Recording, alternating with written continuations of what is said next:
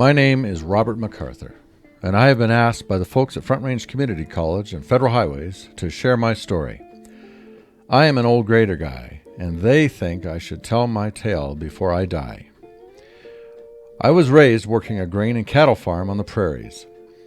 I used to tinker on farm equipment and race muscle cars until I went to college to become a heavy-duty diesel mechanic. I graduated in 1983 and began my apprenticeship as a field mechanic pulling wrenches in Alaska.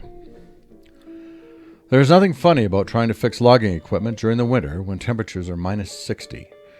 During the summer, it is hot, and often my only companions were millions of mosquitoes looking for a pint. 4 years later, I was a journeyman, and by then equipment operators were making more money than mechanics. Plus, they sat in a cab with heat in the winter and air conditioning in the summer. The thought of going home to my family every night without busted knuckles was very appealing, so I crossed over from fleet to operations. I spent several years running backhoes and dump trucks before hitting the road as a haul driver. I drove in excess of 1 million miles over the road, but again, I was not able to be home with my family every night. However, I did persevere and help my bosses build up their companies into something competitive. Private company owners sell their businesses so they can retire, and it was not until I found myself unemployed for the second time that I decided to cross the tracks into highway maintenance with Alaska DOT. I have maintained a commercial driver's license since 1981, so I started out plowing snow on Highway 11 north of Fairbanks. Having experience both as a mechanic and an operator was advantageous. So before long, I was involved in avalanche mitigation on Adigan Pass and promoting up the ladder quickly.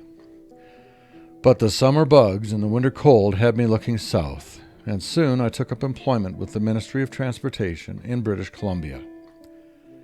Again, I was involved with plowing snow and avalanche mitigation on Rogers Pass while conducting basic highway maintenance during the summer.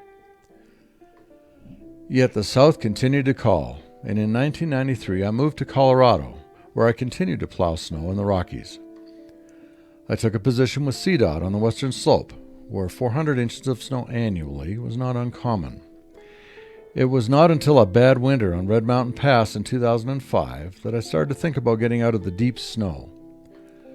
I transferred to the Front Range and ultimately took a job as a public works director for a municipality, eventually becoming a city manager.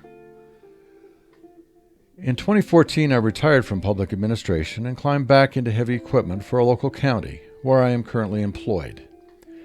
I enjoy the peace and solitude of running backhoes, motor graders, and other highway maintenance equipment. I believe in post-secondary education and have over 30 licenses and technical certifications for this industry.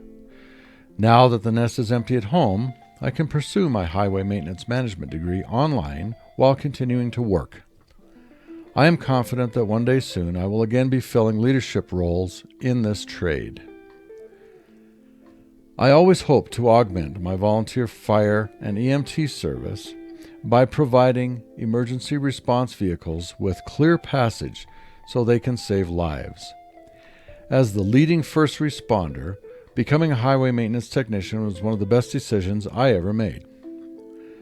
Coming home every night and providing my family were primary concerns, although paying off student loans, mortgages, and retiring on schedule are also nice advantages. I have rarely missed a day in 39 years, even with all the moving around, and having the flexibility to compete for over 500,000 jobs in 48 states is helpful. I plan to follow in my grandfather's footsteps and remain employed within my industry for another 10 years, so I can achieve 100,000 worked hours. I also hope to work with my successors and help them be the best that they can be. If I can do this, so can you.